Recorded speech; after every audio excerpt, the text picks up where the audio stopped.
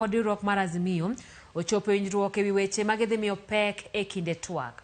Komitino dhi chako twak kod weche motenore gi chuogo duol mochung'ne yiero, nono duoko mag yiero mar tend piny mar higa 2022 kaachiel gi pek mar ngima.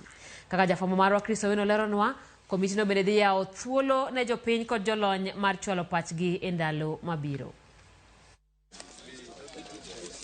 Yie mar Kimani Ichung'wa kod Kalonzo Musyoka odhi nyime kod kwang'e nama taro mar Bomas of Kenya kendo goyo okang' mar adhai bang' yiero weche mag idhi miyo pek e twak. Bang' lalruok e kindgi, aput mar jolony 8 ong'ado mar yawo pap mar twak kod weche motenore gi yiero. As proposed and agreed on by the technical committee, and the National Dialogue Committee has agreed to adopt that proposal, and we'll be sharing with you a list of those issues as prioritized, beginning with the issue of IEBC, Kenyans understanding the urgency of that matter, the issues to do with outstanding constitutional issues and Article 43 of the Constitution, the issue of the political parties. Kimani has just said that the number one item as prioritized is IEBC. The correct wording is electoral justice. And if you look at it, IBC is number 2. So that we look at all the issues around electoral justice, including IBC, because of the urgency of the matter. Komiti mar Kimani Ichung'wa kod Kalonzo Musyoka dhi goyo mbaka ewi chugo duol matayo yiere pacho kae IBC bang' thuolo mag commissioners machon rumo e chak higani.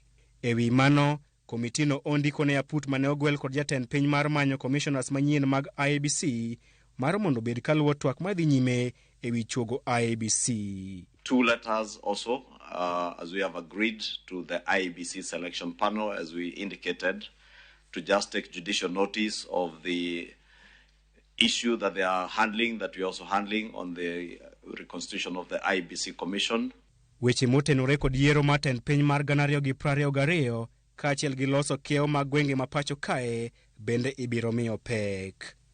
Bang' tieko mbaka ewi weche mag yiero, komiti mar ji 10 dhi sumo rieko ewi duoko piny pek mar ngima, miyo luor thuolo mar duond buche mathoth e pacho kae, kaachiel kod keto e tim chik mar 2 ewi 3 mar kit chwech.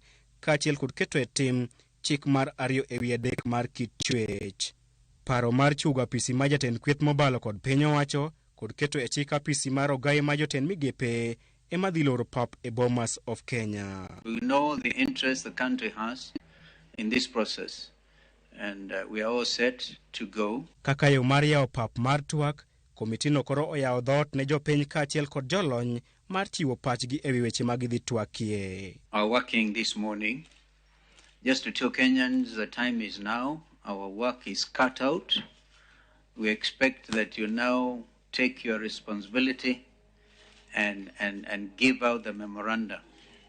Because without the memoranda, our work then will be kind of stranded. We know the interest the country has. Our technical team and our secretariat will be working the whole of next week to allow them time to receive this memoranda from the members of the public. We'll be reconvening again on the 11th of September.